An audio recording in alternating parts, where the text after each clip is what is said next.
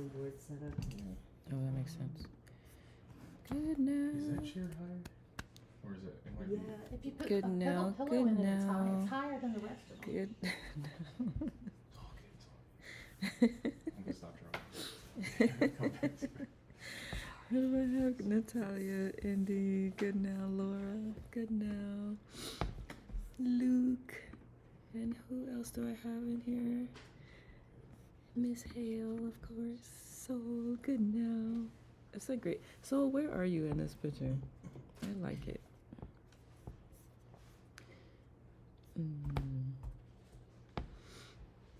Good now, loves. Seems like I just saw you a moment ago. Be right back. Awesome. I know. I might see if Justin would be willing to pour me some coffee.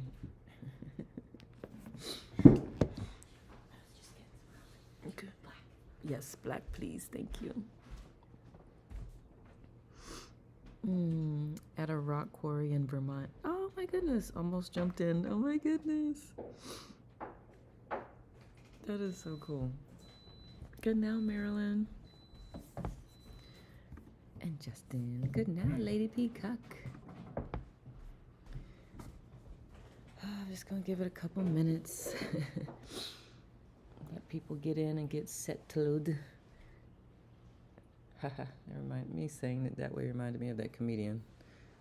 Silent Letter Day. Oh yeah. Settled. Get settled. What am I, coffee delivery service? Yes, you are. That's what the youngins do. Local said it was a good thing I didn't. Guess it's very dangerous. Ugh. Well, I'm glad you didn't too, so. Do I hear owls at night?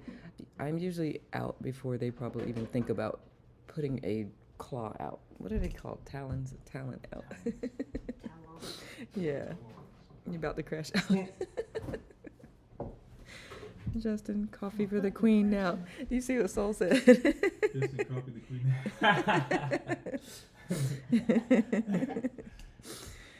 Kim is being a sweetheart. You put milk in my... Oh no, I'm good. It's such a habit.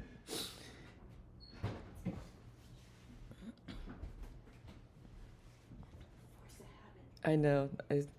When I customize, for lack of a better word, orders at different restaurants, I always double check because I know they're so used to doing. Because mine, I don't ever make things the way it's shown on the menu. So,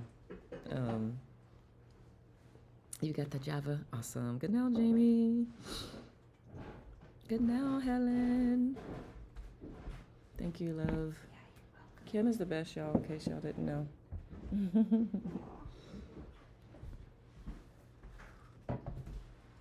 It's so hot too. So perfect. Salute. If it. Bless you.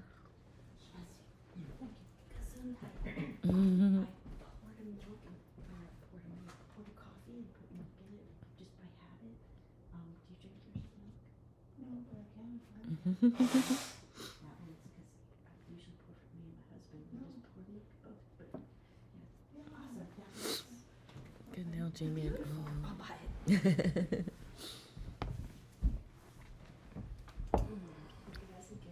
Oh, I like that.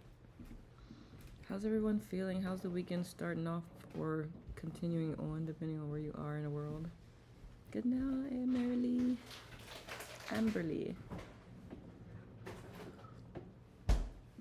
Good now, Jamie and everyone, says Helen. Y'all ready to read this book? You feeling good deep in the trenches of packing up the house? Man, it's almost August. I'm excited. Good now, Yarita. Good now, Sherry.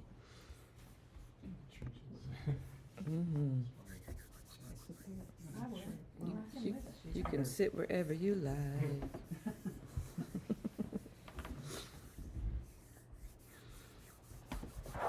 This will be interesting on this screen because it's little. I'm used to my 20. Oh no. Now the screen will be. It'll be just fine. Good now, all. Saturday night here. This is a lovely way to spend my winter evening. I love it. That is so fascinating to me. I still, yeah, in Australia, it's winter. It's summer here, although it's a little chilly. Water. Throat tickling. All right, we'll get started in a second. After I drink some more water. I was trying to say good now to Rachel. Good now, Rachel. That's a pretty picture. All right, I'm gonna put. The mic picks up everything, so let me put stuff on the table. No, it's perfect. I don't think so. I'll be reading loud, so. You were totally cool. Good now, Jay. Is that your computer making this? What sound?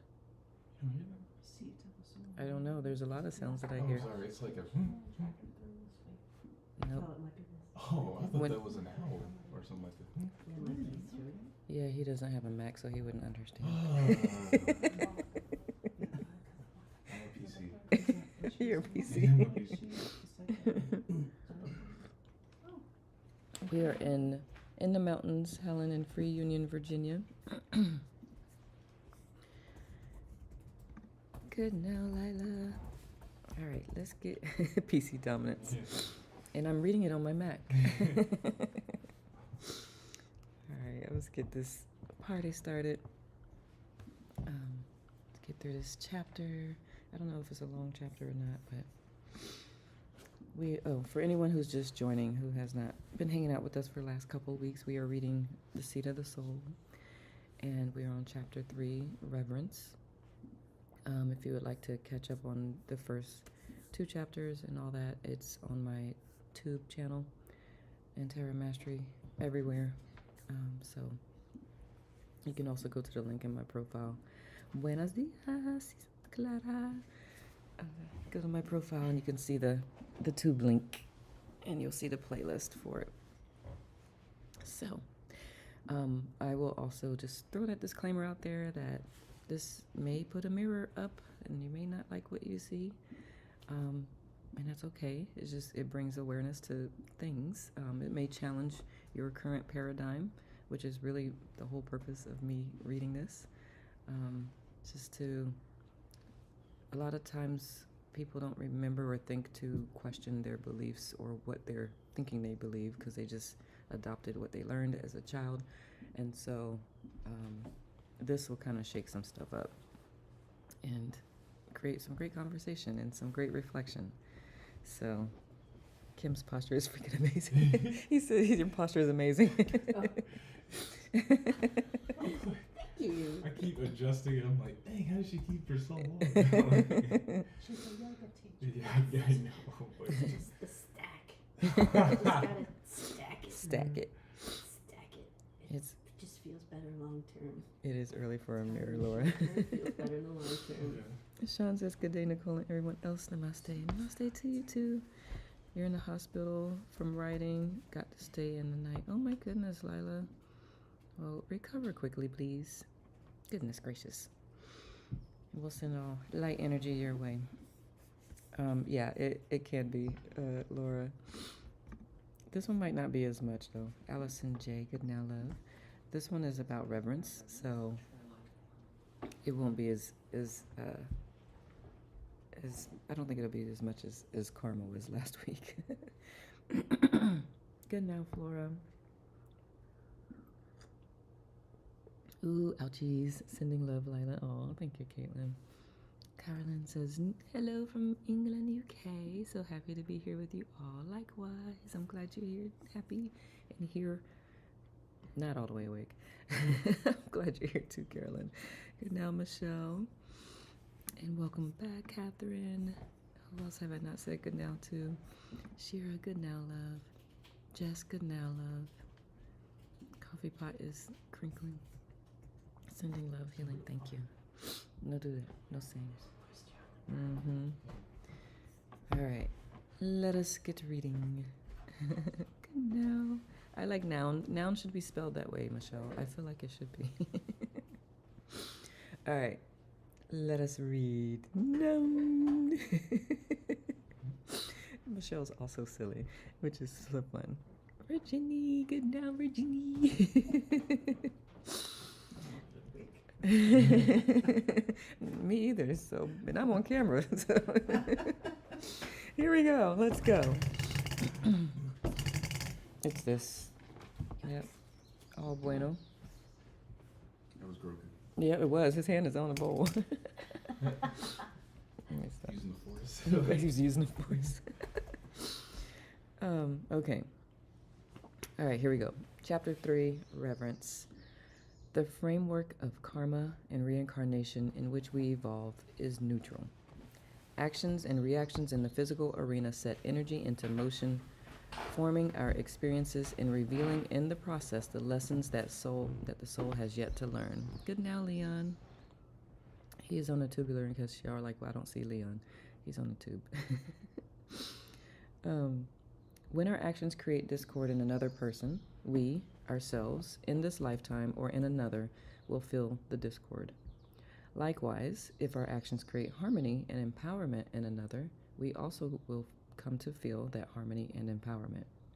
This allows us to experience the effects of what we have created and thereby to learn to create responsibly.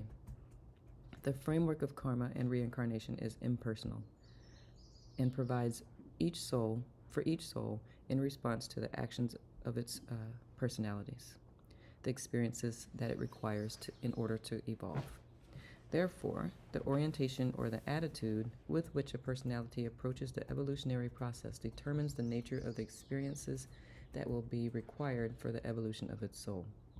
An angry personality, for example, will respond to the difficulties of its life with anger, and thereby bring into the being the necessity of experiencing the results of anger. A sorrowful personality will respond sorrowfully and bring into being the necessity of experiencing the results of sorrow, and so on. A person who is angry and yet reveres life, however, will respond very differently to the difficulties in his or her life than a person who is angry and has no reverence of life. And life is capital L. The person who has no reverence for life will not hesitate to strike out against life. The violence that is released in killing another person or another living creature is much greater than the violence that is released in speaking angry words. The karmic obligation, the energy imbalance that is created by killing, can be balanced only by the experience of a commensurate brutality. Thus, a person who is reverent will automatically be spared the severe karmic consequences of one who is not. Even if all of our species were reverent, that would not end the need for us to move through our own evolution. It would just change the quality of the learnings within the process of evolution. In other words, if we became reverent this day, we would not be exempt from the demands of our evolution, but the quality of the experience that we would encounter would be different. We would not harm life. We will still learn the same thing, but in the process of learning, we would not seek to harm or destroy. Our journey from powerlessness to authentic empowerment would continue, but the nature of that experience would change. We would not encounter the types of experiences that result from a perception of the world that lacks reverence. We see life as cheap. This perception pervades all of our perceptions. When we look at the animal kingdom, for example, we see the activities within the kingdom as verification of our evaluation of life. We see animals kill and feed upon other animals, and we conclude that weaker forms of life exist only to nourish the stronger. We justify our exploitation of life upon what we perceive to be the design of nature. We maim and kill. We create situations in which millions of people starve while we store grain in silos and pour milk down drains. We look upon each other as prey to satisfy our emotional and physical needs. We say, it's a dog. It's a dog-eat-dog world. And that to survive in it, we must take advantage of others before they take advantage of us. We look upon life as a contest that produces winners and losers, and we feel no restraints upon us when the needs of other people or other groups threaten us. Our behavior and values are so much shaped by perceptions that lack of reverence. I did not read that right. Our behavior and values are so much shaped by perceptions that lack of reverence that we do not know. That didn't read right to me, but anyway, we do not know what it is like to be reverent. When we curse a competitor or strive to disempower another person, we absent ourselves from reverence. When we work to take instead of to give, we labor without reverence. When we strive for safety at the expense of another person's safety, we deprive ourselves of the protection of reverence. When we judge one person as superior and another as inferior, we depart from reverence. When we judge ourselves, we do the same thing. Business, politics, education, sex, raising families, and personal interactions without reverence all produce the same result: human beings using other human beings. Our species has become arrogant. We behave, he wrote this book how many years ago? We behave as though the earth were ours to do with as we please. We pollute its land, oceans, and atmospheres to satisfy our needs without thinking of the needs of the other life forms that live upon the earth, or of the needs of the earth. We believe that we are conscious and that the universe is not. We think and act as though our existence as living forces in the universe will end with this lifetime, and that we are responsible neither to others nor to the universe.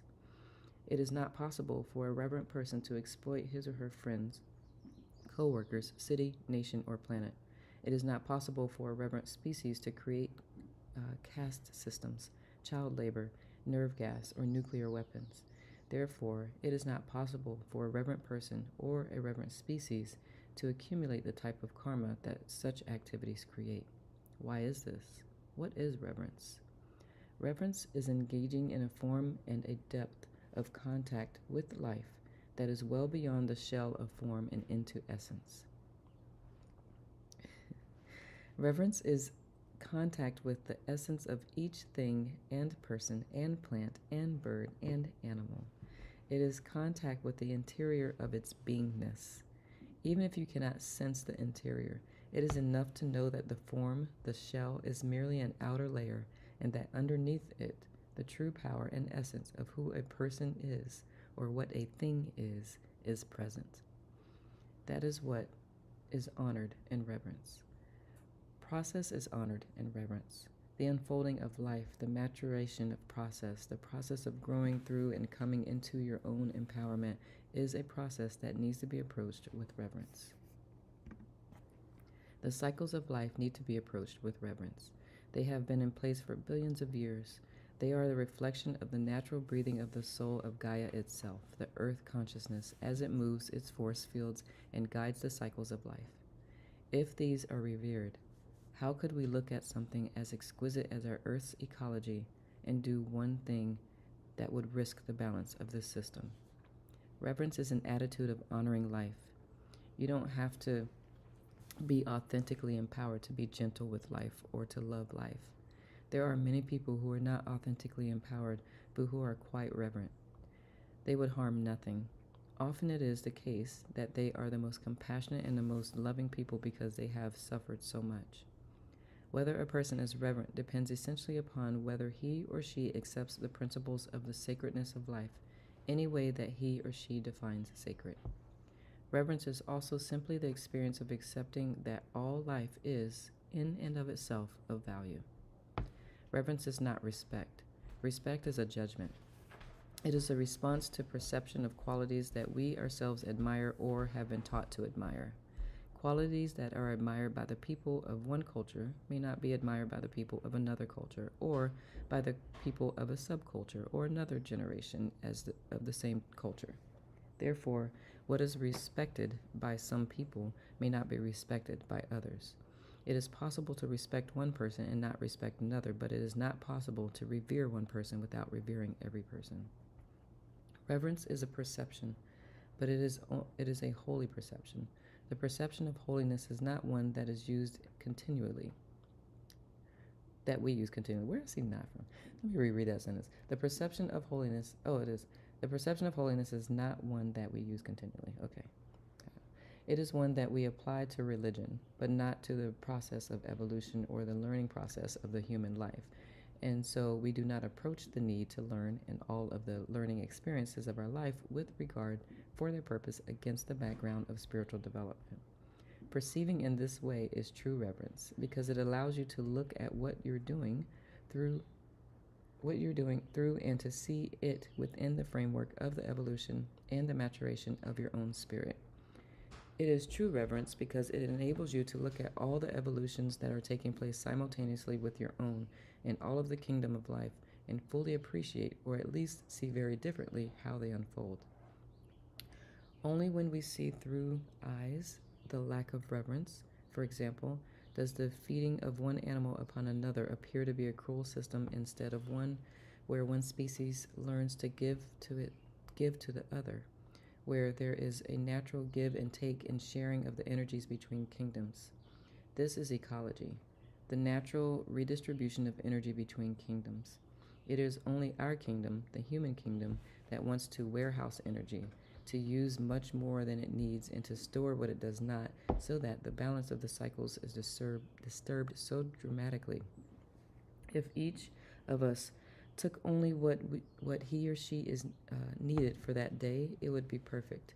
Animals do not warehouse like us, except in the case of animals that need to for winter. The perception of reverence allows us to see the interdependency of different species from a more comprehensive and compassionate perspective. I am not doing well at reading today. It allows us to see the significance of each living creature and its experiences to the compassionate unfolding of the universe.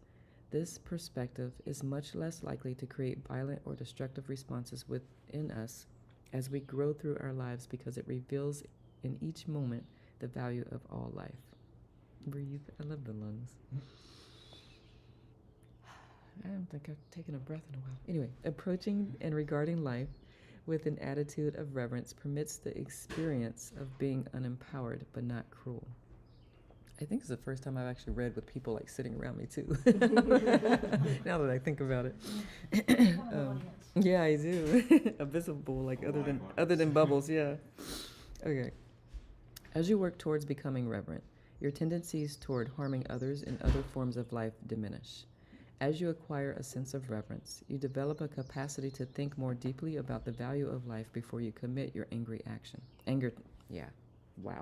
your energy to action. When you are fully reverent, you cannot harm life, even though you are unempowered. Without reverence, the experience of being unempowered can become a very cruel one because a disempowered person is a frightened person. And if a frightened person has no sense of reverence, he or she will harm or kill indiscriminately. Reverence is a level of protection and honor about the process of life so that while a person is maturing toward the journey and through the journey of authentic empowerment, he or she harms nothing. Because we have no reverence, our journey to empowerment often includes the experiences of victimizing life. Good now. Sorry, not so clear. Sounds not so clear. Is it because I have birds and stuff in the background? Can everybody hear me okay through the live? Let's see, where am I? Sound is great? Okay. Thank you, Sarah. Okay. Therefore, there are victims and victimizers. Thank you, loves. The process of destroying life while we are learning about life that has characterized our evolution would cease, or at least would be very different if we approached life with a quality of reverence. Awesome. Thank you, Michelle. It is because we have no sense of reverence, no true belief in the holiness of all life, that life is destroyed and tortured, brutalized, starved, and maimed while we journey through from unempowerment to empowerment. If a sense of reverence were brought into the process of evolution, then as each of us and our species move through the cycle of being unempowered to becoming empowered, the many learnings that are contained within the growing process of evolution would not likely produce violence and fear to the extent that it is now experienced. the destructions of human life, plant life, animal life, and the planet would be considerably diminished or would cease if there were an active principle of reverence within our species. If there were the perception within our species and within each of us that although we are engaged in evolutionary processes that require personal learning, that does not authorize us to destroy life while we are learning, or because we are. Thank you, Jess. For anyone who's not looking at the chat, I didn't know if this would, okay, thank you. I just want to share what Jess shared with Shira, because Shira asked what reverent was, and I thought you were meaning like as we were going into this. So Jess shared that reverent means showing deep and profound respect, awe, or admiration towards someone or something. It describes a humble, serious attitude. And as we read through this, it'll also give you more context, hopefully. And if not, we can have a conversation about it. We would not have the karmic energy of destruction, only of learning. Even though learning is contained in destruction, the karmic consequences of participating in violence and destruction are a high price to pay for it. It is not necessary, in other words, to learn what we need to learn and have it cost somebody his or her life. It is not necessary for progress and the experience of progress to cost the destruction of nature. It is not necessary, but without a sense of reverence for life, who cares that it destroys life? Without reverence, life becomes a very cheap commodity, as it is upon our planet now, where the entire process and the sacredness of evolution is not regarded, accepted, or honored.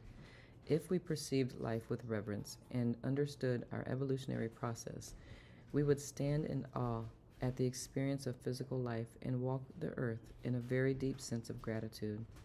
As it is, there are billions of human beings who are filled with regret that they are on the earth, with overwhelming experiences of pain, despair, discouragement, depression, starvation, and disease. These are the things of our planet. They result largely from the fact that so much of the human condition is without reverence. So breakfast is being prepared, so if it gets too loud, let me know and I will move to a different room. Sarah says, peace all, this offering reminds me of a Ruth Wilson Gilmore prison abolitionist quote, where life is precious, life is precious. Love it. Thank you, Sarah, for sharing that. Reverence is a perception of the soul. Only the personality can perceive life without reverence. Reverence is a natural aspect of authentic empowerment because the soul reveres all of life. Therefore, when the personality is aligned with the soul, it cannot perceive life except with reverence. Approaching life with reverence not only protects the soul from karmic obligations that are created by personalities that do not honor life, but it also is a step toward moving the personality to alignment with the soul because it brings an aspect of the soul directly into the physical environment. What does the decision to approach life with reverence mean in practical terms? Aaron, if this preventing you from like doing what you need? I'm just putting out cereal. Okay. Okay. Am I being loud? No, you're good. I just want to make sure you. No, I'm good. Okay. Yes. Yeah, I can go outside. Let me see where my battery is on my computer. Yeah. I'm gonna go sit outside, y'all.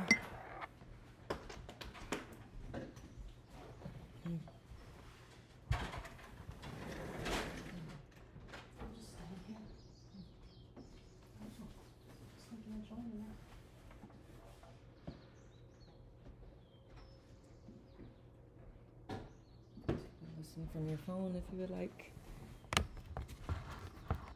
Is it warming up out there? It's warm, and I brought one of the little cushions out, so because the seats are wet.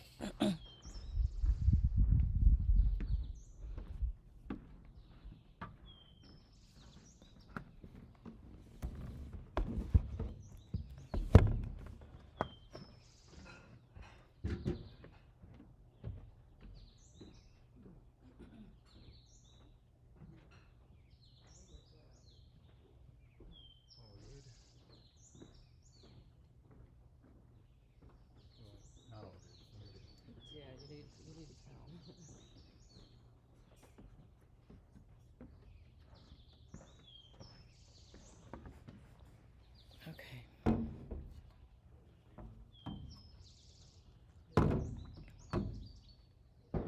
It's better. Yeah, this mic picks up so much. I was like,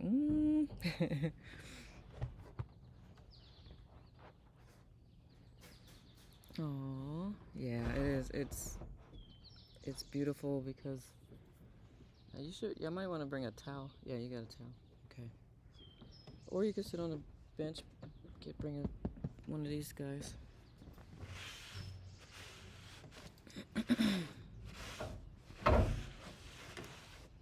Taking a quick intermission as we relocate.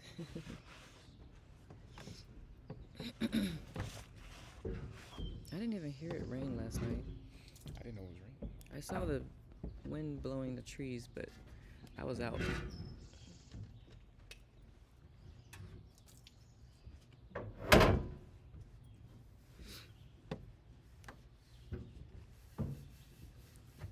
knew it was raining because Angie came down and got her laundry and went out, and she told me it was because I couldn't even hear it. Yeah, I didn't hear it either. Yes, Angela is here. She must be in her room at the moment. You love this? Oh. Yeah.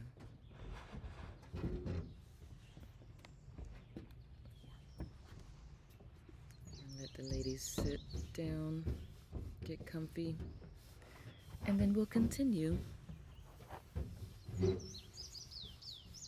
No, it's clouds and mountain.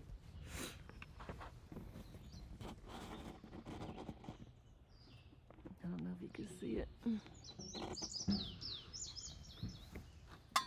Good now, Lauren. Y'all ready, Freddies? All right, excellent. We shall continue.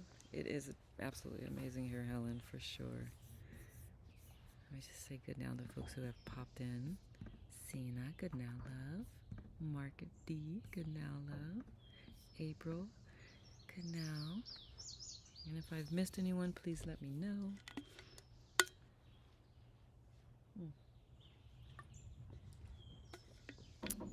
Daphne, good now, Daphne. Akari, good now, love.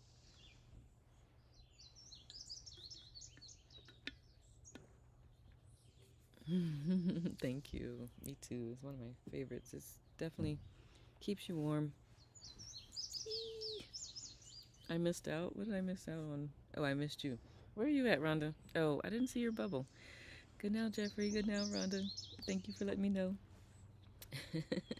If I missed anyone else, please let me know so I could good now at you. Natalia says, have to hop off for furniture pickup. We'll finish. Everyone have a great day. You too, Natalia. Thank you, love. Yay, furniture pickup. Okay. Oh, yeah. Yep. And it's long, too. It's really long. And it's got a pocket in the front, because why not?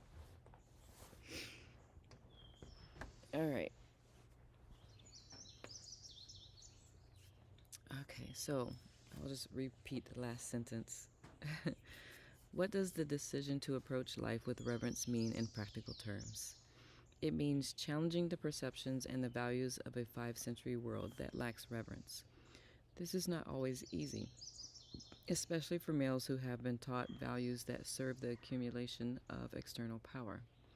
An authentically empowered male will not be embarrassed or feel less than fully masculine by showing concern for life and for the life many creatures on that planet. That is very much the energy of reverence. Therefore, the decision to approach life with reverence often requires courage, not only of men, but also of women who have adopted these values. The decision to become a reverent person is essentially the decision to become a spiritual person. There is currently no place for spirituality within science, politics, business, or academia. To a 5th century personality that lacks reverence, A reverent businessman or businesswoman appears to be competing at a disadvantage because the range of his or her activities is not unlimited, and a reverent politician appears to be unqualified for leadership in the world where the only power that is recognized is external power. How, how I manage all my lives. Thank you, Daphne. Yet, to the multisensory human, a reverent businessman or businesswoman is a person who infuses a new energy into the archetype of entrepreneur, shifting it from a dynamic that is motivated by profits that are generated by serving others to a dynamic of serving others that is made possible by profits. And a reverent politician is a person who challenges the concept of external power and brings to the political arena the concerns of the heart. Therefore, the decision to approach life with reverence means acting and thinking as a spiritual person in a world that does not recognize spirit, and it means moving consciously toward the perceptions of the multisensory human. Oh, nice. Welcome back. Good now, Kathy. Kathy. To live with reverence means being willing to say that that is life, we must not harm it. And those are our fellow humans. We must not destroy them, and mean it. It means examining the way that we treat the members of the animal kingdom that serve us so patiently. It means recognizing the rights of the earth. That the earth has rights is a concept that is not even present in our species yet. An attitude of reverence is the atmosphere, the environment in which the multisensory person evolves. It is a sense of richness and fullness and intimacy of being. It creates compassion and acts of kindness. Without reverence, without the perception of the holiness of all things, the world becomes cold and barren, mechanical and random at the same time, and this creates experiences of alienation and acts of violence. It is not natural for us to live without reverence because that separates us from the basic energy of the soul. Reverence automatically brings forth patience. Impatience is the desire to have your needs met first. When your needs are taken care of, do you not have the patience with the needs of others? A reverent person honors life in all its forms and all its activities. It does not think in the terms that are required to produce impatience. Reverence permits non-judgmental justice. The soul does not judge, and so the personality chooses to bring into physical reality another of its soul's characteristics when it chooses to approach life with reverence. The reverent person cannot consider himself or herself superior to another person or to any other forms of life, because the reverent person sees divinity in all forms of life and honors it. An attitude of reverence facilitates the transition from the logic and the understanding of the five-sensory human to the higher order of logic and understanding of the multisensory human, because, as we shall see, this higher order of logic and understanding originates in the heart. Without reverence, our experiences are brutal and destructive. With reverence, our experiences become compassionate and caring. We shall come to honor all of life sooner or later. Our choices are when that shall happen, and the quality of experience that we shall have as we learn. And that is that chapter. I know I did not read that very well. However, I hope the message came through. Any thoughts, comments, pushback, questions? What says you? Any of you? Good now, birthday.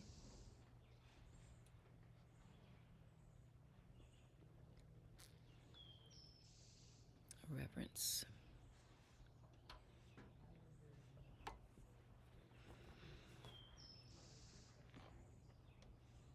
Sometimes they can be like down there, but they're so loud because they're so big. You hearing the bees? Yes. Mm-hmm. I was talking like this. Yeah, they're usually down at that bush, and you can hear them because they're so interesting. It echoes the Buddhist philosophy on harming none. Says Indy, and Natalia says, our reverence reveals our patience or impatience, which I like. Yeah, when I catch myself being impatient, I'm like, ooh. I'm being selfish. I should probably change that. It'll change my experience of this moment right now. Soul says our country could use some reverence for others, for sure. For sure. Yeah. Even as a whole, like I heard initially, I was hearing like everybody in the country, but the country as a whole could use some reverence for other countries as a whole. Yes, Michelle agreed with Soul. Sarah says, I like the higher order of logic. I just saw someone say that we need to use both intuition and logic together. Yes, yes, absolutely. We do. Intuition is your soul speaking. Thank you for sharing that. Any other thoughts, questions?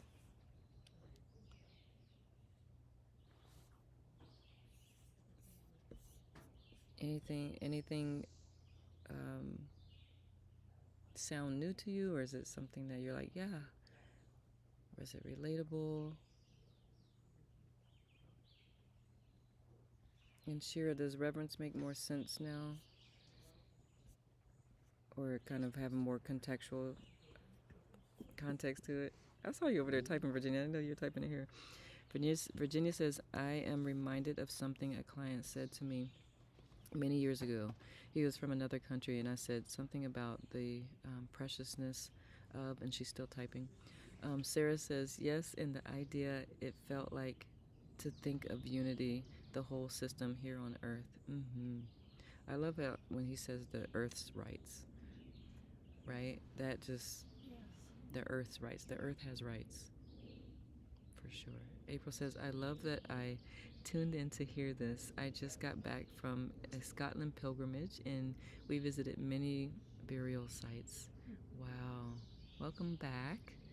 Did you want to come back? Scotland, I've never been there. Sounds like a really cool place. I'm going to finish reading Virginia's. Preciousness of life, and he gently corrected me. He says, the preciousness of all living kind. Ooh, I love that.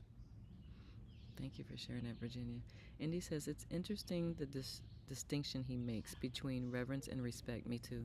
I'm not quite clear on that, as he said respect was just mental and reverence is more linked to holiness. Is that right? Reverence is of your soul, so your big S self. It's not your personality does not create reverence. Reverence is, you know this, the birds. You know when someone says namaste, they're saying, I see the light in you, right? That is your soul. Like personality doesn't do that. Personality has all these feelings and emotions and stuff. So when you're acting out of reverence, you don't create that. It's not a mood that you make. It's just it's a way of being. That's your soul coming through. It's a deep love, and we just don't have words to really describe it. We probably could find it in another language. Anybody speak another language that could describe reverence better? But respect is like he pointed out. Respect is something like you can respect that person, but not respect that person. The soul doesn't think like that. Only the personality thinks like that. Well, the soul doesn't think. The soul is just love, but the soul doesn't act that way or show up that way. Respect is something that is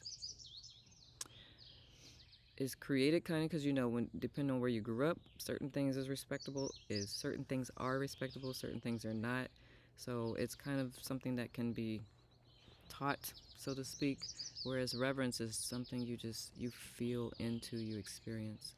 And yes, if anyone has another way of explaining that, please do not hesitate to share. That's how I understood that. Thank you for asking. Amberly says, it's a word I know exists, but I didn't know the meaning of it. I knew you meant sites with the S, April. It reads the same. Stones were markers in the land, was in reverence to their sacrifice. Love that. Amberly says, respect was connected more to judgment. I think he did say that. And reverence is more inherent regardless of your actions. You don't earn reverence. The earth doesn't need to work for it. It's deserving just as it is. I love that. Thank you. I like it. Thank you, Amberly. That's a good way too. Amberly says, and that it's equal. No more reverence if someone is a higher status, etc. Yeah. Thank you. Yep, I like that too. Yeah, it's not a hierarchy system. Reverence is everything. You revere everything as the same. All life is precious, like Virginia was saying. When I push my body beyond its needs, I realize I am being irreverent to my body. Makes me wonder where I'm being irreverent to others and didn't even see it. Can you speak about choosing reverent intention? Yes. Let me read the other two comments real quick. And yes, Virginia says, is respect innately filled with judgment? Is that a question? Okay. I'm gonna say yes because if you're respecting, like, people earn respect, right? So that is a judgment, because someone who earns my respect may not earn your respect. This is based on what I believe is respectable. So that is a judgment act, an act of judgment. Laura says, relatable. I'm trying to save earth bees, birds. The condo president doesn't seem to care about anything other than the mosquitoes. I'm trying to have him use a natural solution. It's been a battle here. Oh my goodness, Laura. I hope we can send energy that way. Oh, that just hurt. That hurt so much. Thank you, Laura, for sharing that. Jess says that was a great way to describe the big S self, and capital L life is an experience to revere. And he says, thanks. Yes, I see how respect is often about hierarchy, but reverence is a feeling towards all life. Yes. Okay. So choosing reverent intention. Because reverence is, I feel like it's a soul thing, right? Soul is what it is. Soul doesn't choose. Soul is. So to be reverent, you are. So it's not necessarily something that you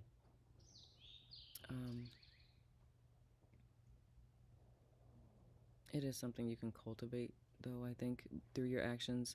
So by not judging, by I don't want to say respecting because that's judging, but loving all beings no matter what. It's like an unconditional, hey, Mr. B.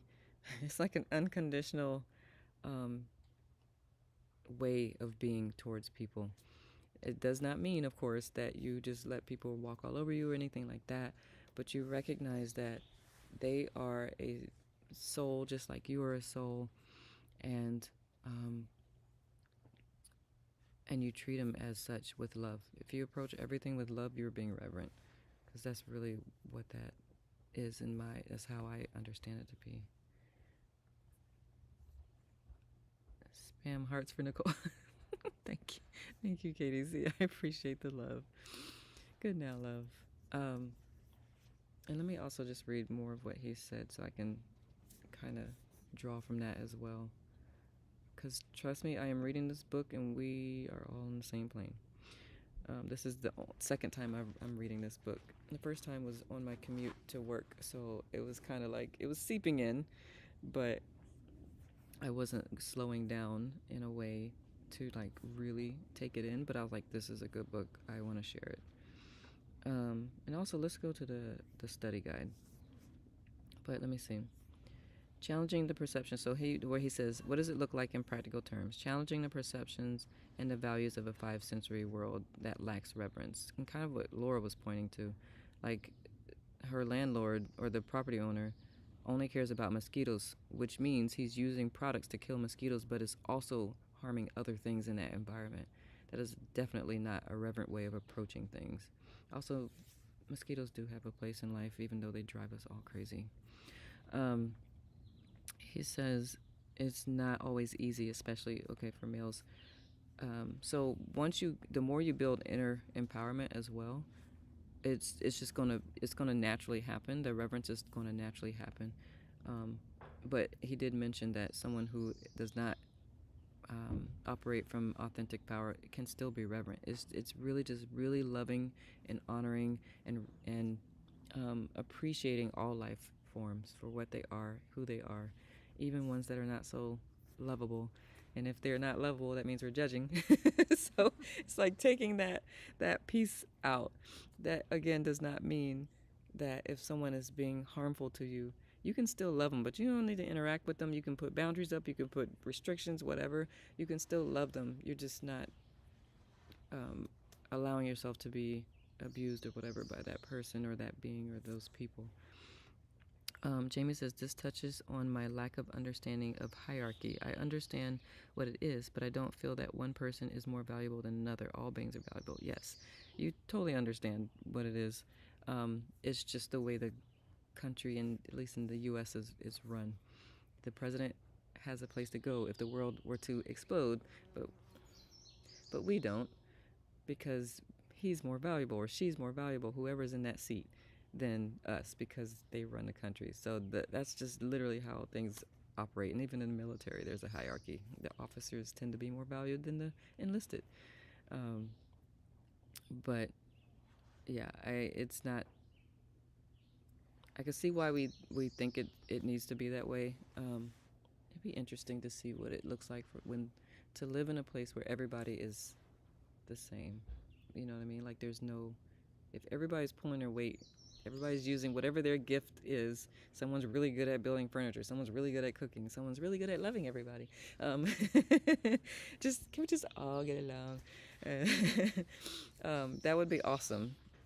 Unfortunately or fortunately, if you want to give it a judgment, that's not our current reality.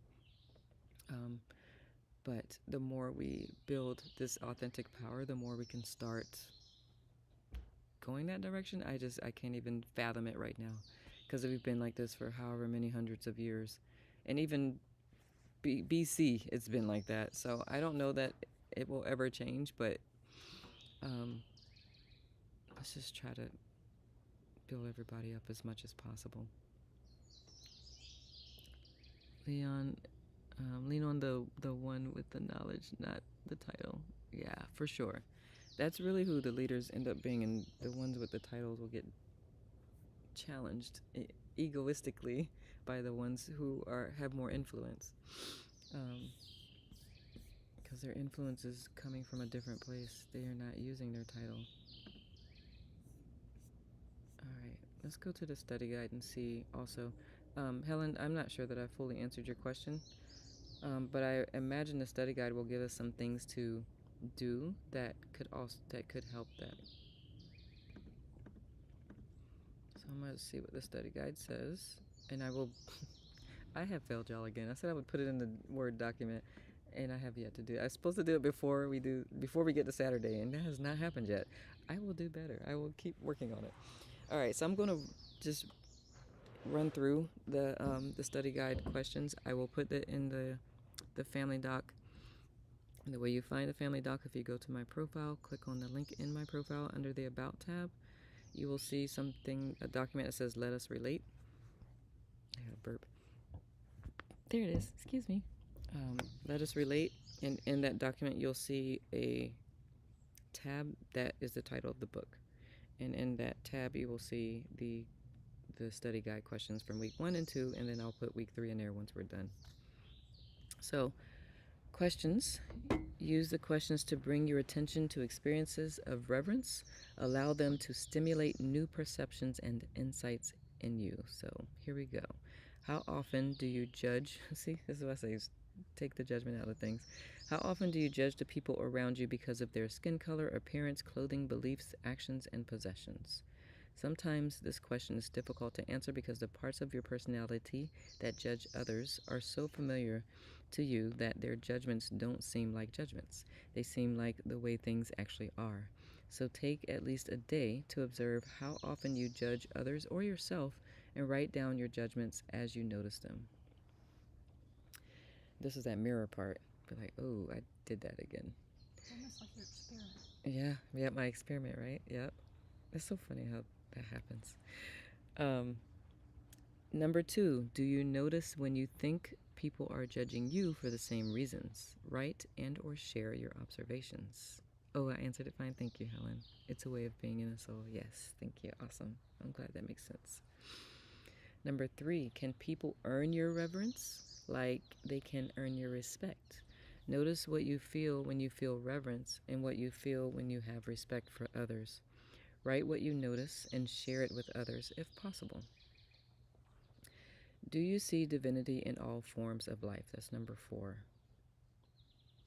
Number 5, would you like to spend a day or two seeing if you can sense divinity wherever you look? Man, I feel like I'd be walking around in tears. Like, just thinking of that right now makes me want to tear up. Yeah, that's beautiful. Okay. So here's an exercise, or some exercises. Can you see differently? If you are with others, one person, read this exercise while the others close their eyes. So if you would like to close your eyes while I read this, there's a couple of bullet points he has here, so we'll see how this goes. Recall a person whom you have known for a long time, but you don't feel close to, and you would like to. Do you feel inferior? I think we need to go inside. I feel rain. Yep, it's raining. It hasn't touched us yet, but we can hear it on the trees. So let me not get the computer caught in the rain. Will be pause. Take 5. I'll grab your cushion and your coffee. Thank you, dear. Now I don't hear it.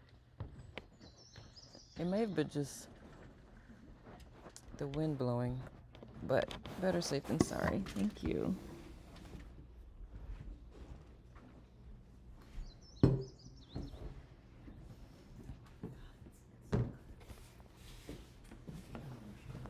Thank you.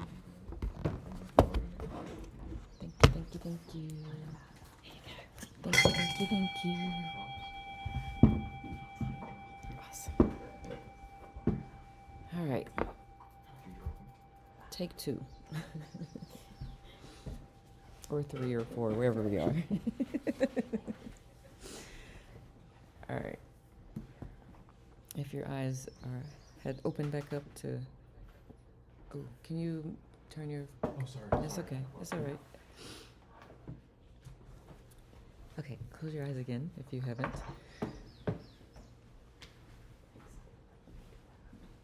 And recall a person whom you have known for a long time but don't feel close to and you would like to. Do you feel inferior to or jealous of your friend? Or perhaps superior and judgmental? Why do you feel distant from this person? Have you been looking only at your friend's earth suit? Have you been focusing on what he or she does or how he or she dresses? Do you feel you are not able to communicate because of a misunderstanding or a fight you had? Are you distant because your life has taken you in a different direction? So I'll just give that a second or so.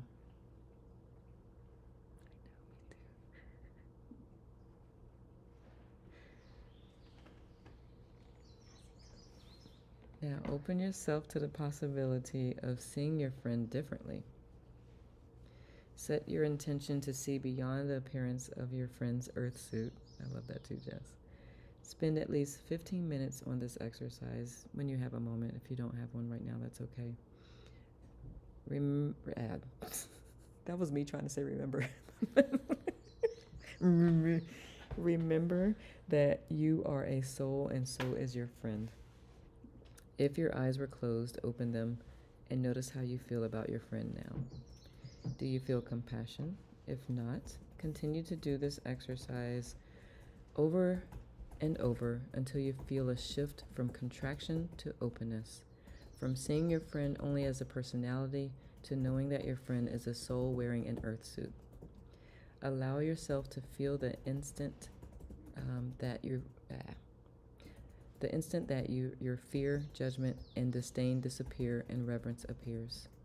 Do this daily for as long as you like, and choose different people in your life that you would like to change your perspective on judgment, from judgmental to reverent.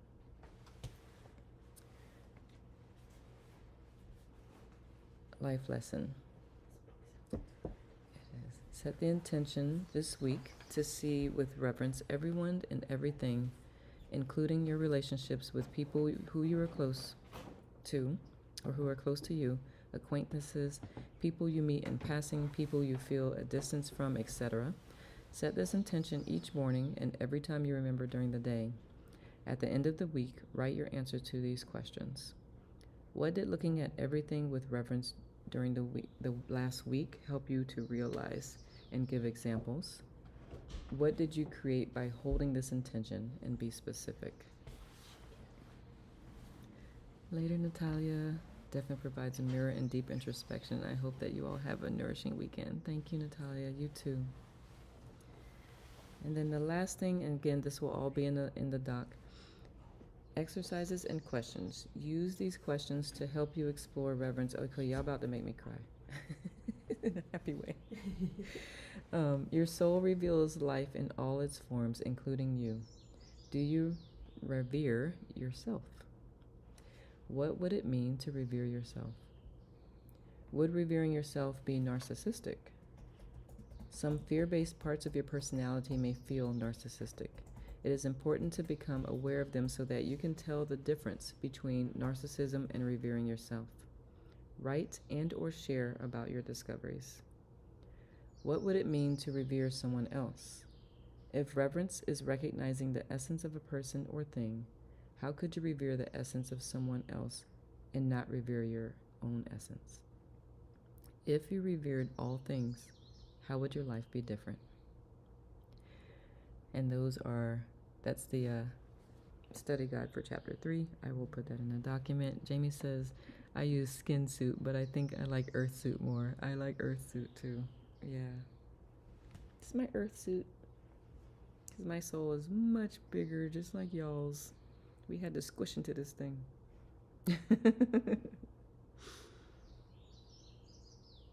Any thoughts? Did anything come up? I know we were just kind of walking through the questions and exercises and contemplations, but did anything come up that anyone would want to share? Or if you did this throughout the week already, anything that anyone would like to share, feel free.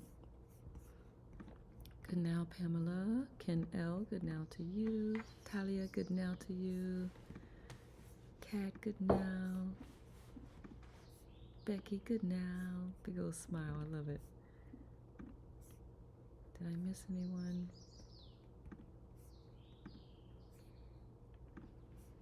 Lori, good now, love. I know it's a lot to take in, especially if you're on the East Coast or West Coast of the U.S. It's 8 in the morning for us, 5 in the morning for West Coasties. Even though West Coast is sitting here with us, it's 5 in her time zone. During the exercise, I felt reverence as a warmth emanating from my heart, and I could feel myself expanding. I love that, Indy. That is a beautiful description of what reverence is. That's beautiful. Thank you, thank you. That's why I think it felt like it would bring me to tears if I just walked around all day revering people. Oh my God, I would just be like, I have had experiences where I felt that like throughout the day, and it's very a happy emotional experience. It can also wear you down because crying is a lot of energy. Even if it's happy tears, it's still a lot of energy. Good now, Debbie. Janice says, I keep thinking about vegetarianism. I used to be a vegetarian, but then let that go when married to a carnivore. And what do you think about that, Janice? I love the way he put the energy exchange that occurs. Let me come back to that. Yikes. You think yikes? I'm going to reread that part about the energy exchange that occurs. Indy says, I think I have felt this reverence for life during grief too. I can see that, Indy. Okay, let me find that part in the chapter. Where can we find the documents? I missed that. No worries, baby. I'm gonna see if I can pull it up.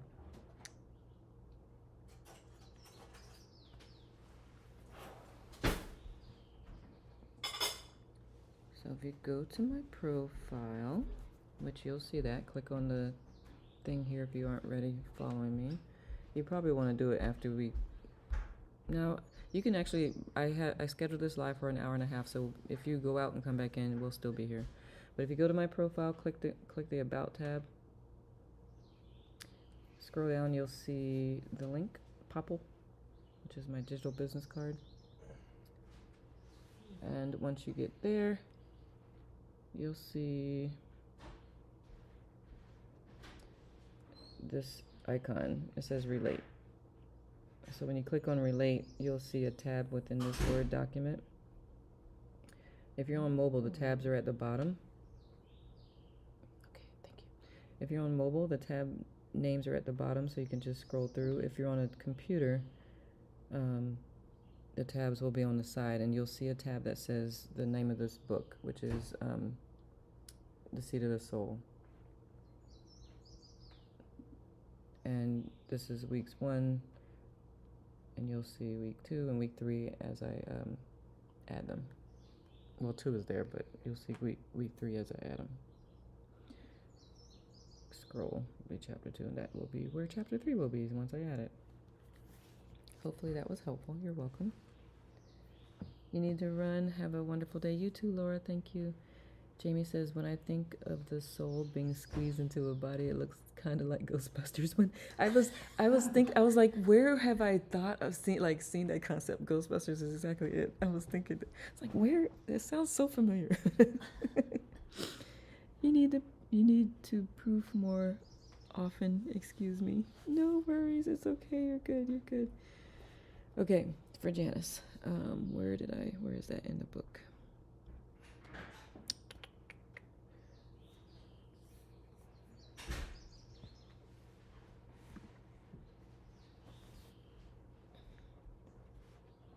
There it is. Only when we see through eyes that lack reverence, for example, does the feeding of one animal upon another appear to be a cruel system instead of one where species learn to give to each other, where this is a natural give and take and sharing of the energies between kingdoms. This is ecology, the natural redistribution of energy between kingdoms. It is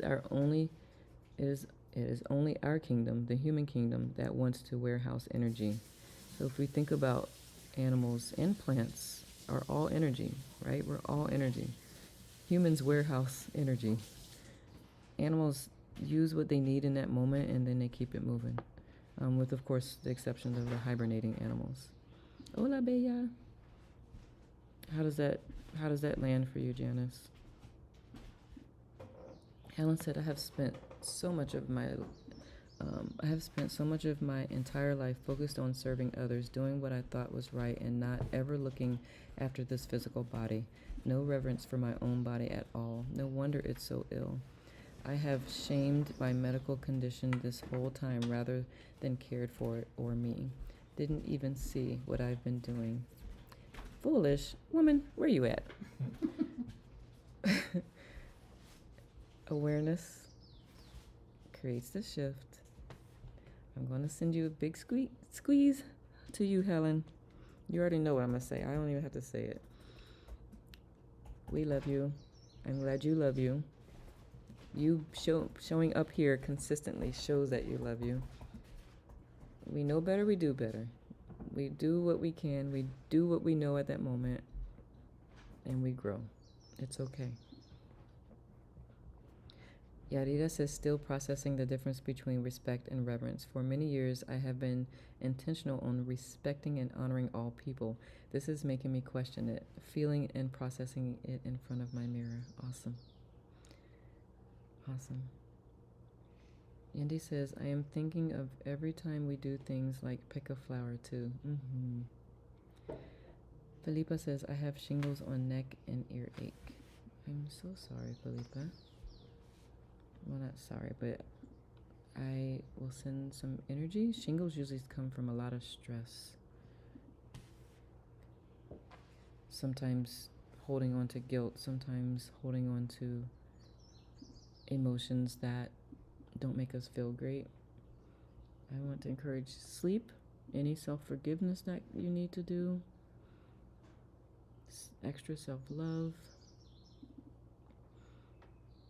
That's human Helen. Thank you, Helen. I feel confused. Does that mean eating meat is okay? Is eating meat revering animals? It is when you know, I'm thinking of Avatar, the movie Avatar, when they thanked whatever whatever gave their energy to them for them to eat. Not only did they thank that being before they ate it, but they also ate every part of it so that they did not waste any of that energy that was given. So it's how you approach the consummation of that meat. If you approach it with deep gratitude for it exchanging its energy, its life for yours, then that is revering animals when you eat it. It's the same for plants. Plants are alive as well. So that deep gratitude, that revering, recognizing that it has a soul, plants, all of that, that is revering, reverence. Amberly says, oh yes, warehousing was an interesting term. There's value in storing additional for a rainy day, but the state we're in globally now is just disgusting. Billionaires are just ultimate hoarders. I won't put that as a blanket statement, but I understand what you're saying. For sure. Indy says you can bless the meat and give thanks before eating it. April says, yes, I agree. I think of all the animals that are carnivores too, right? Helen says, thank you all. I know better. I can now do better. Absolutely. Janice says, wow, got it. Thank you. You're so welcome. Eric says, good morning from Seattle. Good now, love. I'm just arriving and appreciating the wise and warm energy here. Awesome. Awesome, awesome. That means you are warm and wise yourself. Thank you for being here. Any other thoughts, questions? Virginia says, reverence feels like an invitation from every heart to every other heart to celebrate and embrace life. I love that. And I love that you made it a capital L. Thank you, Virginia. Jess says, having a gratitude attitude, and Native Americans consider respect as honoring. I like to use the word honor. It's a fine line, because our ego can really make us think we're revering something and we're really judging. So I like how Indy put it, like that warmth and expansion feeling. That's pretty cool to think of it that way too. But yeah. Any other thoughts, comments? Did he say the warehousing comes from fear? How did he say? He just said that we just take more than what we need, to use it, hoard it, store it. Let's see. We use much more than we need it. We store it, and that just disturbs the balance. He did not say specifically what emotion drives that, but I can see how that can be part of it. Even the most wealthiest people on earth have fear of losing. And he talked about that a little bit in the beginning when he talks about authentic power. Like, that's how you know that's external power, when you have fear of losing something. You can't fear authentic power, because that is you. It's coming from within. External stuff you can lose. It can lose value. So, yeah. Amberly says, and I think if you care for animals whilst they are alive, support being cold quickly, etc. If you support torturing animals whilst alive, but then bless before you eat it, perhaps that's worth pondering. It's very interesting, Amberly. Thank you for that. For sure. Sometimes people can see killing animals as torture, so also ponder that.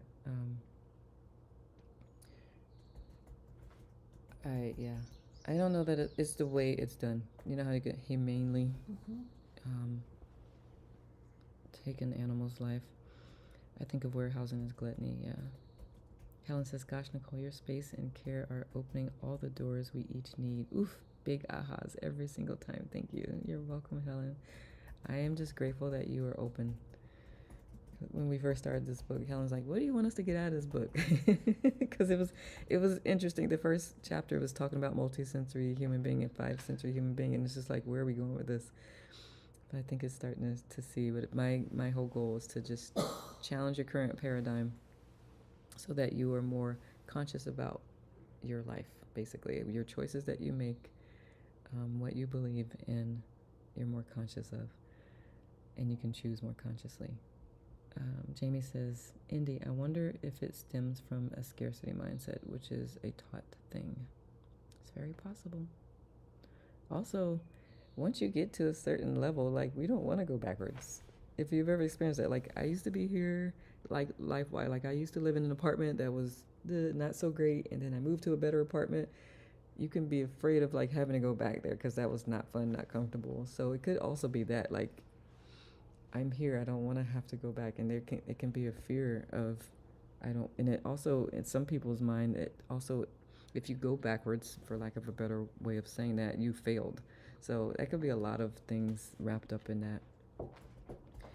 April says, yes, in America we have storage units on almost every block. We pay so much money to store what we don't use. I know, isn't that crazy? What a horribly smart business model.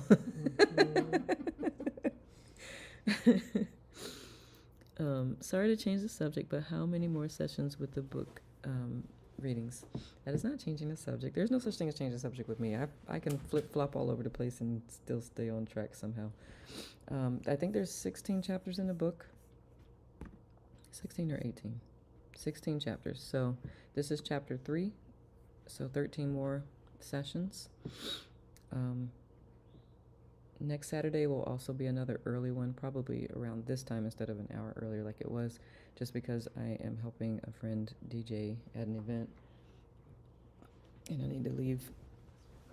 But outside of that, we're normally at 10:10 Eastern a.m. Indy says, I guess that trust and faith in a higher power or seeing your soul as part of that is an antidote to fear hoarding. Jamie, good point. That can be, but since some people don't have that, there's other ways of working through that as well.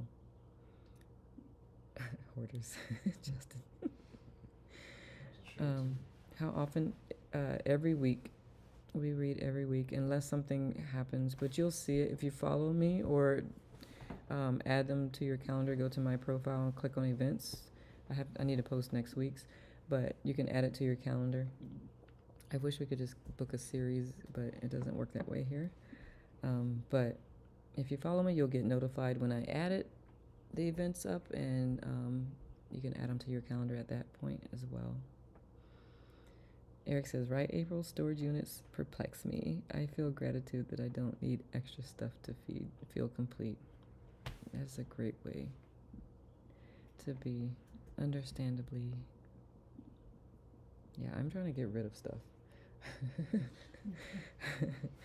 It's just, you're like, oh, I need that. Do you need it or do you just want it? I mean, warehousing.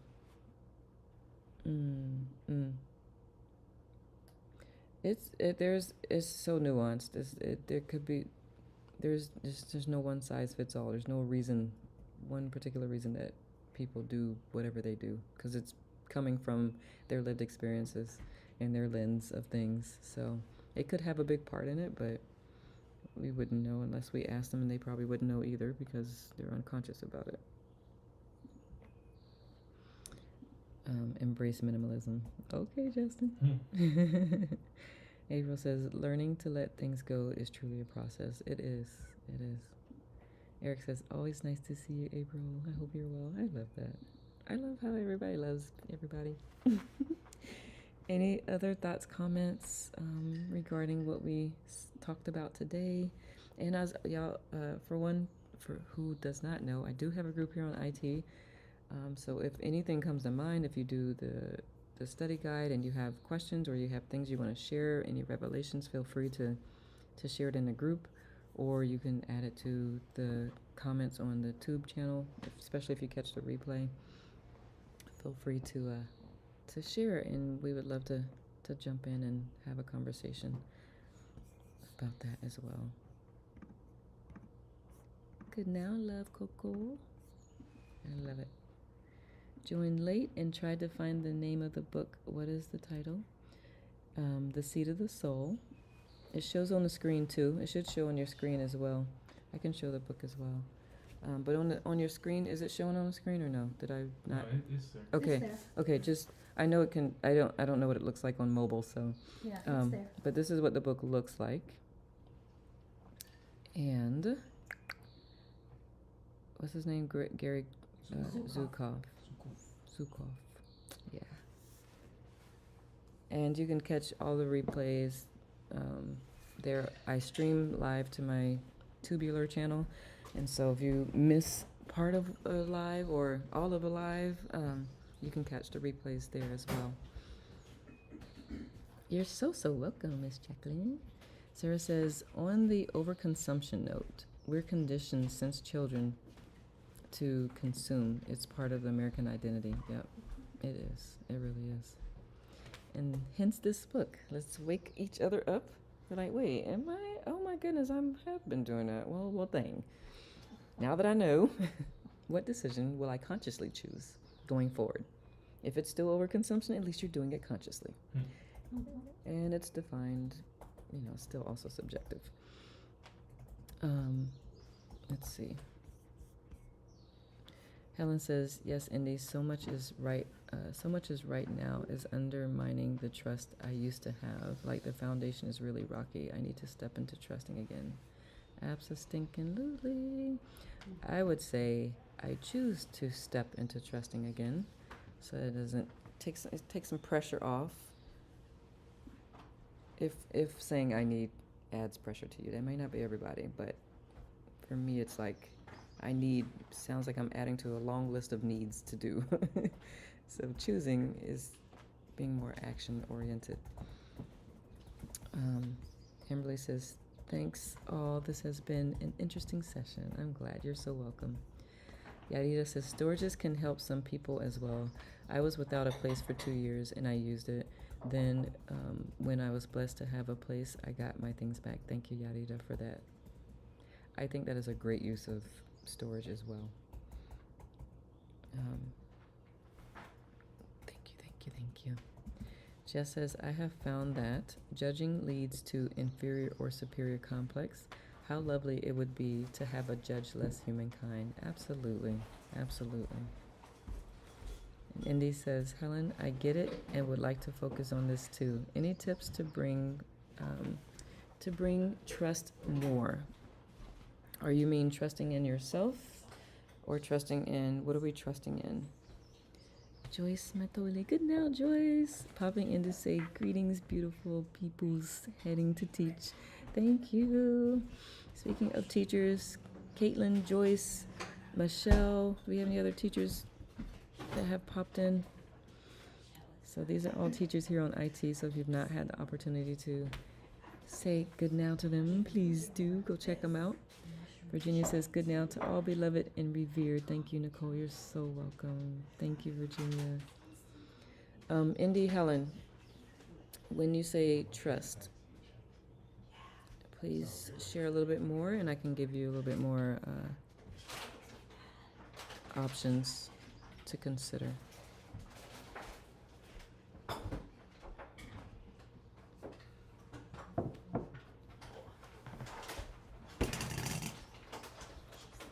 I'm gonna move to the other room so people can eat breakfast in peace. I'm just gonna step over to this, since I am at the kitchen table.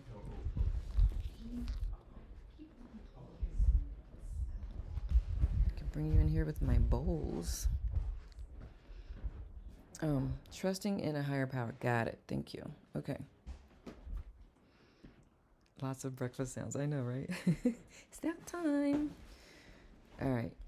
So be the trust rather than add it to the to-do list. I used to feel so centered in my trust of myself, but the current storm has left me disconnected from my own soul center.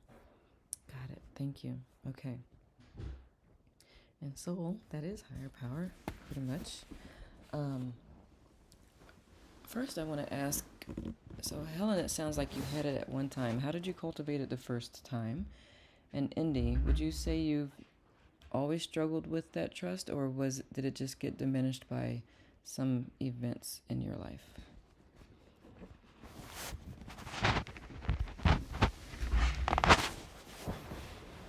Move my wave drum.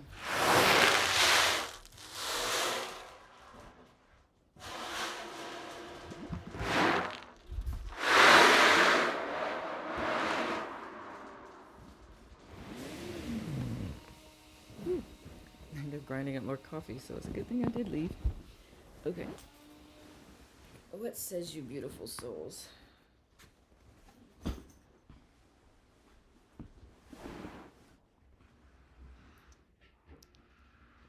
I live solo and have really enjoyed the sounds of this morning. Oh, good. Reminding me of retreats and school camps. I love that. Yeah, it has. It's definitely, because normally when I'm home, it's just me and y'all. I don't have a whole lot of sounds going on.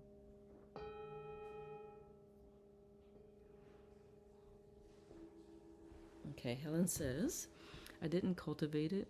It just was there. It was like breathing. It felt like I was being breathed into being the trust. Okay. Okay. One thing that's coming to mind is that Soul says, when do you get to eat? Don't miss it. I won't miss it. Thank you. I'll eat after we finish here. I appreciate that. Eric says, funny, Amberly, I was also getting retreat vibes. Retreat with this group sounds beautiful. Oh, thank you. I do have one in September, and I have one planned for next May. I'll be planning more. I really love being with the community and doing stuff like this. Justin will get me a plate. Oh, he's getting himself a plate right now. Okay.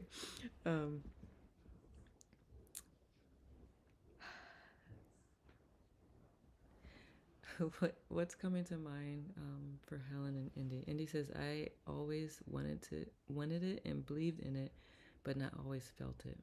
Okay, there's Justin.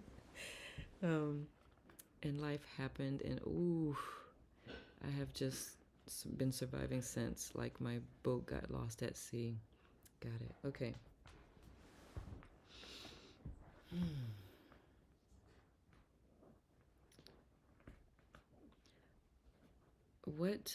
Okay, here's an exercise you can start doing. Look for ways that universe you'll bring a crumb. Look for ways, evidence. I call it, and actually I was going to do an experiment with this.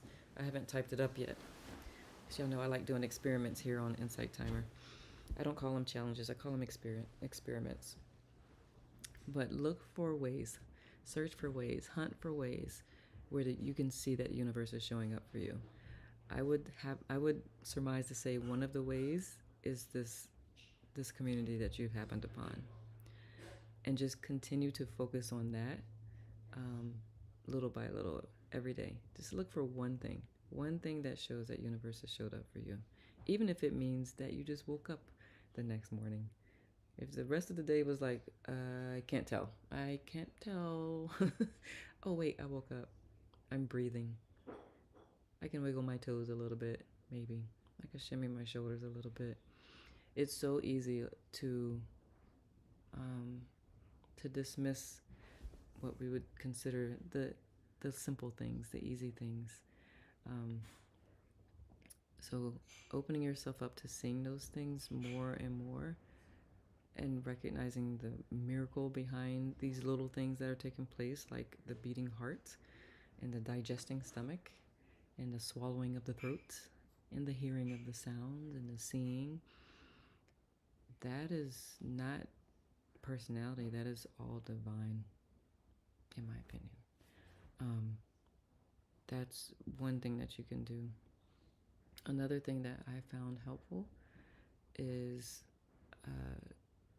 I'm always going to talk about transcendental meditation, but any meditation that allows you to transcend this current plane, any practice that allows you to transcend, is actually connecting you directly to Source, Big S Self, Spirit, the collective, and that will help also build that bond and that trust. And your steps will be guided like that, knowing that Helen was talking about. Jamie says it's difficult to trust when we feel like our body is betraying us. Speaking on illness, yes.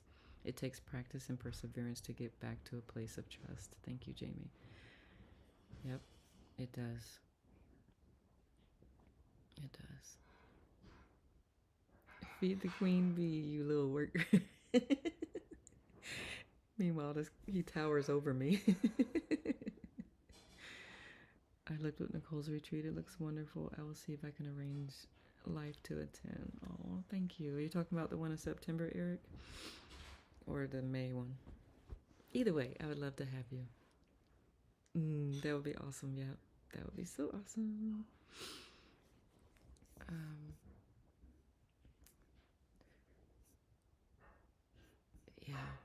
Yeah. It can feel like life has ripped the rug from up under you. Justin, can you turn your phone down? I was kidding. You don't have to turn it down too much, but I hear my echo. Awesome. And they're two very different retreats. Y'all really enjoy it out here. Oh, thank you, Justin. Yep. So many little gems today. Thank you. You're so welcome, Jess. You're muted. Oh, it's someone else's phone? Okay. It takes a ton of surrender and acceptance. It's difficult, but it can be done. That's so funny, Jamie. Did I say out loud that I would like for you to share more if you would like to, or did you just read my mind?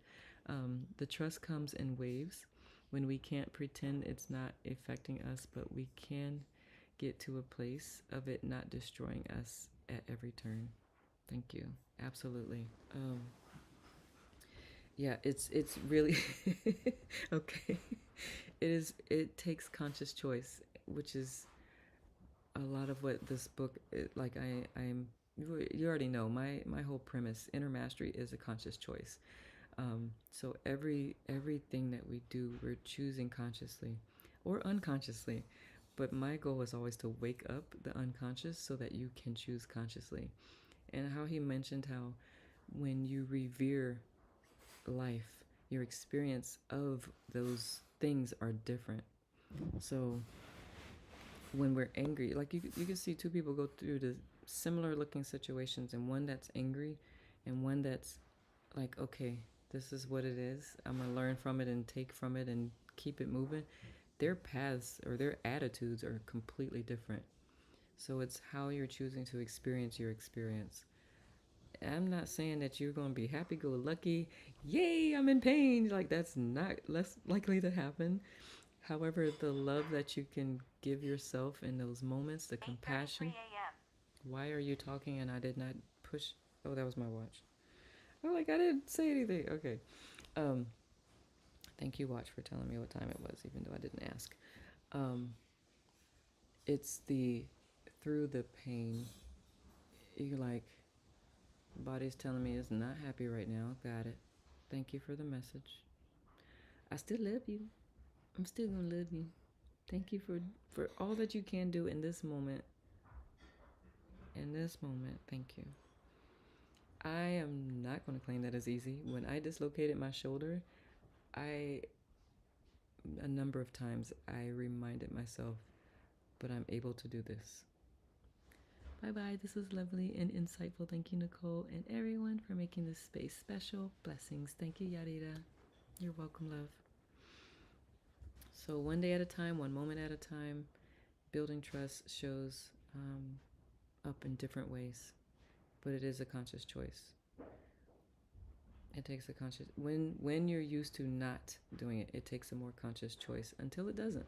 At some point it'll the way the distrust has become second nature, so to speak. Trust can do the same thing. It's just in the beginning, it's you're pedaling uphill for a little bit. You're going against what your neurochemical makeup recognizes, and so it's going to do what it can to protect you. And so it's going to take a conscious choice every day, every moment.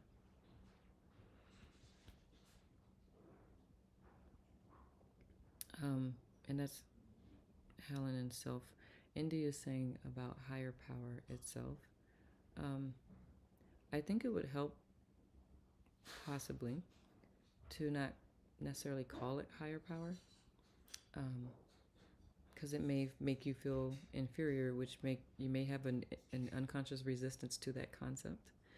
So perhaps looking into that piece of it first, and seeing if that is part of the interference with that. I know for me,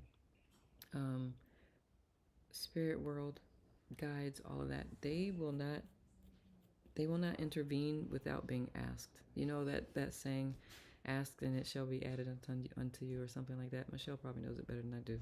But ask and the door shall be opened, or whatever. I did not know how to speak to source.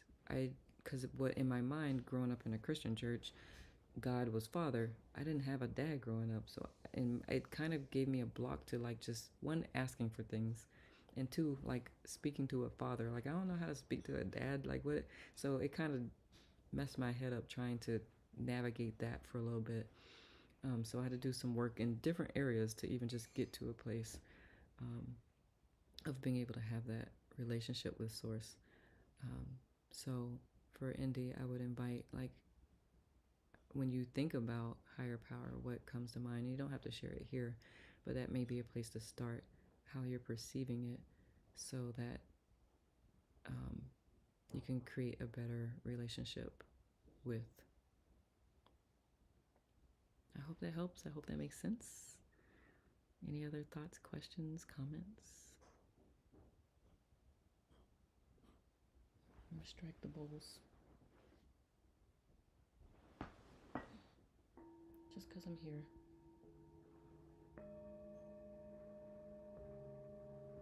My question to myself is, so this is happening now. How can I be okay with it? If we can't change it, we work on changing our perspective. Find the silver lining and build on that. We can learn how truly strong we are in these situations. We can find strength where we thought we had none. Absolutely. Thank you, Jamie. Indy says, thank you. You're welcome, love.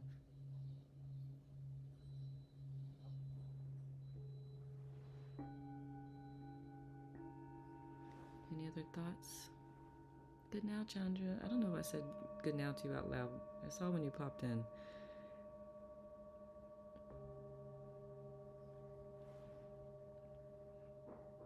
Any other thoughts, comments?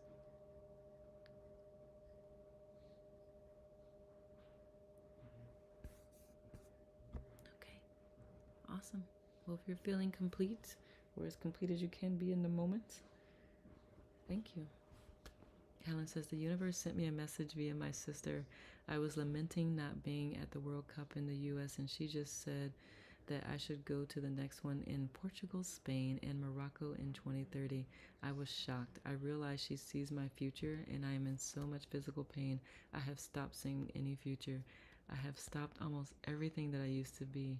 It was truly shocking as to how stuck I have become. I love that she did that, Helen.